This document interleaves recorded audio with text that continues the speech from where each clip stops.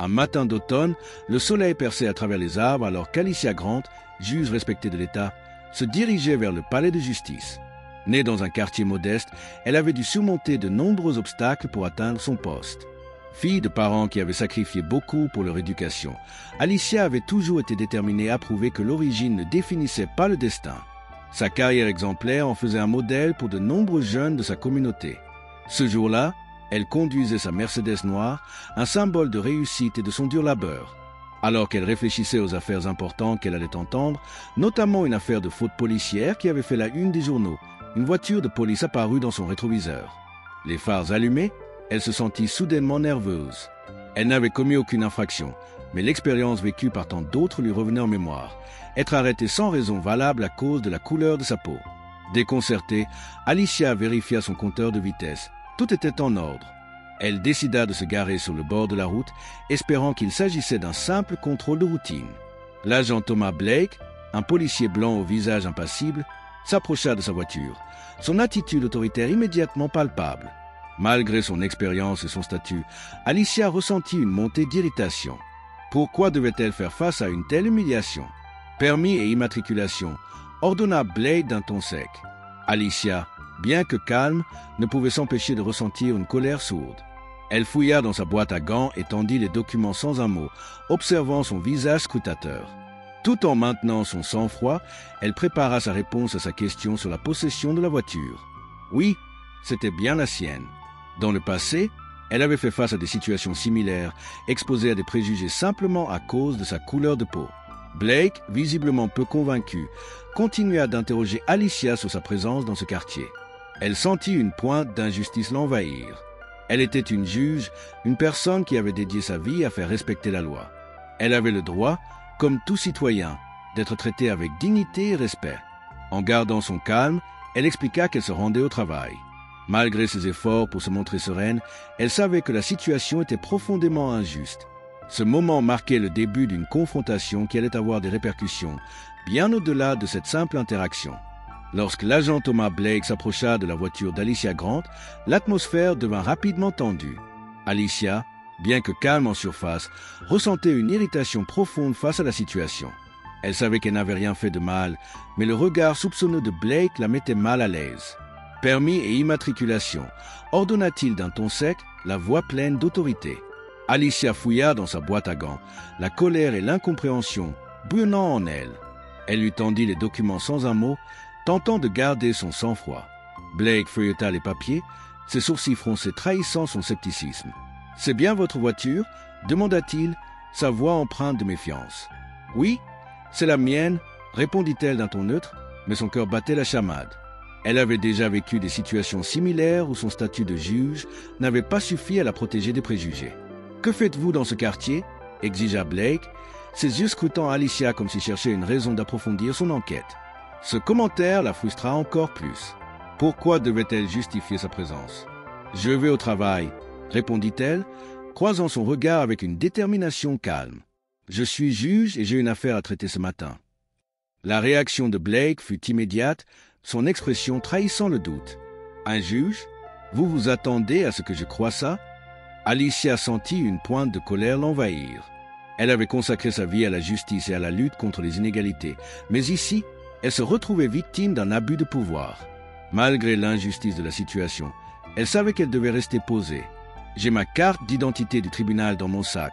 Si vous avez besoin de preuves, » proposa-t-elle, espérant apaiser le climat tendu. Mais Blake, ignorant sa suggestion, ordonna « Je vais avoir besoin que vous sortiez de la voiture. » Alicia, bien que consciente de ses droits, savait que refuser pourrait aggraver la situation. À contre-cœur, elle détacha sa ceinture de sécurité et sortit de la voiture, les mains visibles. Alors qu'elle se tenait sur le bord de la route, Blake commença à fouiller son véhicule sans son consentement.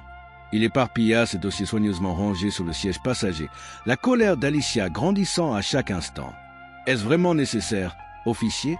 demanda-t-elle d'une voix ferme, bien qu'elle sentit l'humiliation l'envahir. Blake ne daigna même pas répondre, continuant ses recherches avec une arrogance déconcertante. Alicia observait, frustrée, alors qu'il ouvrait le coffre et le fouillait également. Elle se demandait comment elle pouvait agir ainsi sans aucune conscience de l'injustice qu'il infligeait.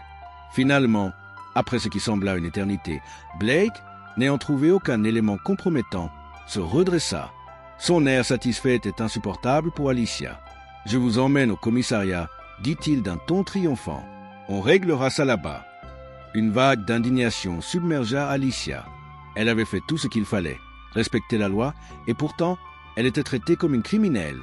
Elle respira profondément, tentant de garder ses émotions sous contrôle. « C'est scandaleux », dit-elle, la voix tremblante de colère maîtrisée. « Vous n'avez aucune raison de m'emmener au commissariat.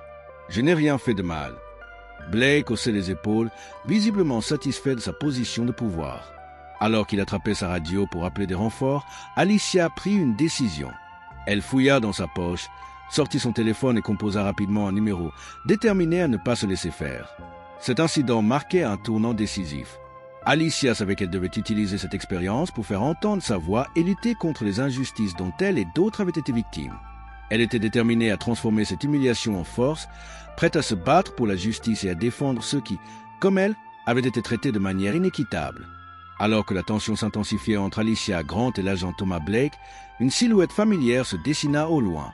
Michael Turner, procureur adjoint et collègue d'Alicia, s'approcha rapidement, son visage sérieux indiquant la gravité de la situation. « Juge Grant, est-ce que tout va bien ici ?» demanda-t-il d'une voix respectueuse mais ferme. L'arrivée de Turner changea immédiatement la dynamique de l'interaction. Blake, surpris par la présence d'un supérieur, commença à bafouiller, cherchant désespérément ses mots. « Qui êtes-vous » exigea Blake, son autorité mise à mal. Turner, sans se laisser intimider, brandit son badge. « Je suis le procureur adjoint Michael Turner. La juge Grant est l'une de mes collègues.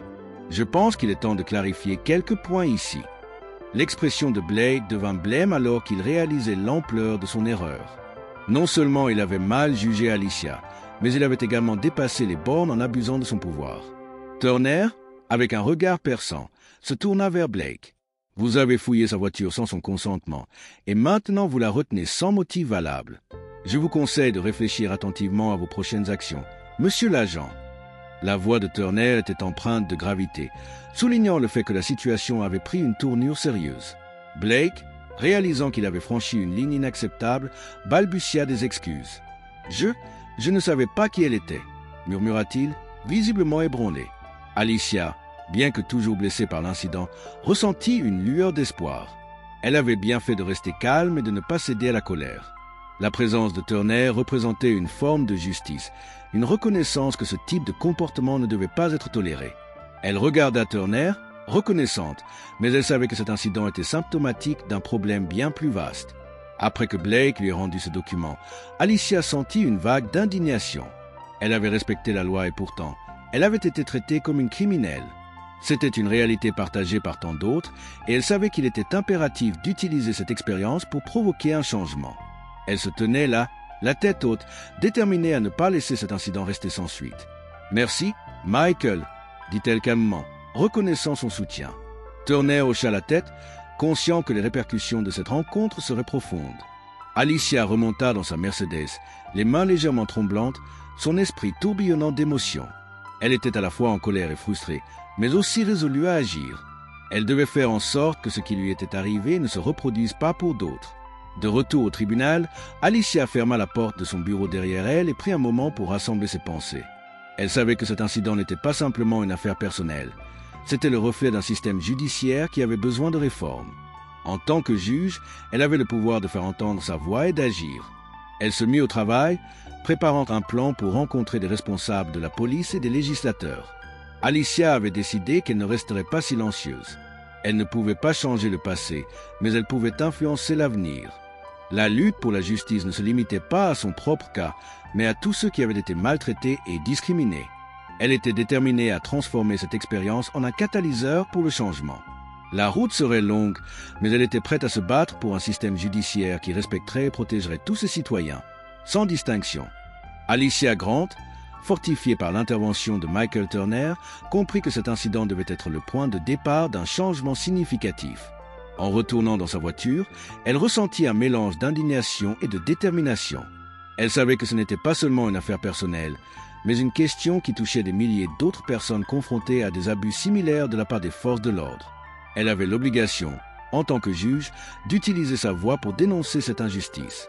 De retour au tribunal, Alicia se renferma dans son bureau, réfléchissant à la meilleure façon d'aborder la situation. Elle prit son téléphone et contacta son assistante. « J'ai besoin que vous organisiez une réunion avec le chef de la police. Et obtenez également les coordonnées du superviseur de l'agent Blake, demanda-t-elle, la voix ferme. Elle savait que l'heure était venue de confronter les responsables et d'exiger des comptes. Le lendemain, Alicia rencontra Margaret Davis, la chef de la police. Une femme pragmatique et respectée, Davis écouta attentivement le récit d'Alicia. Chaque mot, chaque détail de l'incident semblait peser lourdement dans l'air. « C'est inacceptable », déclara finalement Davis, son expression sérieuse. « Je superviserai personnellement l'enquête sur la conduite de l'agent Blake. Soyez assurés, juge Grant, que cette affaire sera traitée rapidement et de manière appropriée. » Alicia sentit un profond soulagement. Elle avait trouvé une alliée prête à agir. Mais elle savait que la solution ne se limitait pas à punir un seul agent. « Je comprends qu'il s'agit d'un problème systémique. Je ne souhaite pas seulement punir, mais travailler avec vous pour m'assurer que cela n'arrive à personne d'autre, » expliqua-t-elle. Davis acquiesça, reconnaissant la nécessité d'un changement plus large au sein de la police. Au cours des semaines suivantes, Alicia et Davis collaborèrent pour lancer une série de programmes de formation destinés aux policiers. Ces formations portaient sur les préjugés, la sensibilité culturelle et le protocole approprié lors des contrôles routiers. L'agent Blake fut placé en congé administratif en attendant les résultats de l'enquête et Alicia fut tenue informée à chaque étape du processus. Cependant, Alicia ne s'arrêta pas là. Elle savait que le véritable changement ne se limitait pas à la résolution d'incidents isolés. Elle commença à plaider en faveur de réformes plus vastes au sein du système judiciaire, utilisant son expérience comme catalyseur pour un mouvement plus grand. Elle prit la parole lors de forums communautaires, rencontra des législateurs et fit pression pour que des lois soient adoptées afin de tenir les forces de l'ordre responsables de leurs pratiques discriminatoires. L'affaire de mauvaise conduite policière qui l'avait préoccupé le jour de son arrestation prit une nouvelle dimension. Alicia présida l'affaire avec une détermination renouvelée, veillant à ce que justice soit rendue et que les policiers impliqués soient tenus responsables de leurs actes. L'affaire attira une attention nationale, faisant d'Alicia un symbole de la lutte pour l'égalité au sein du système judiciaire. Quant à l'agent Blake, l'enquête révéla un comportement similaire dans son passé, ce qui conduisit à son licenciement. Bien que cette décision fût accueillie par des réactions variées, Alicia savait que c'était un pas dans la bonne direction. Des mois plus tard, alors qu'elle était assise dans son bureau, elle reçut une lettre manuscrite de Blake. Hésitante, elle l'ouvrit et découvrit des excuses sincères, exprimant sa détermination à changer. Alicia, bien que surprise, apprécia sa volonté de reconnaître ses erreurs. Elle pensait aux nombreuses autres personnes maltraitées par la police, celles qui n'avaient pas eu la chance de se défendre. Ce fut le moment de prendre conscience que le changement était possible, même chez ceux qui avaient failli. En fin de compte, Alicia savait que sa bataille ne faisait que commencer. Elle avait le pouvoir de faire la différence, non seulement pour elle-même, mais pour tous ceux qui avaient été victimes de discrimination. Avec un sentiment renouvelé de détermination, elle se leva, prête à poursuivre son combat pour la justice, convaincue qu'elle pouvait remodeler le système judiciaire pour que chacun soit traité avec équité et respect.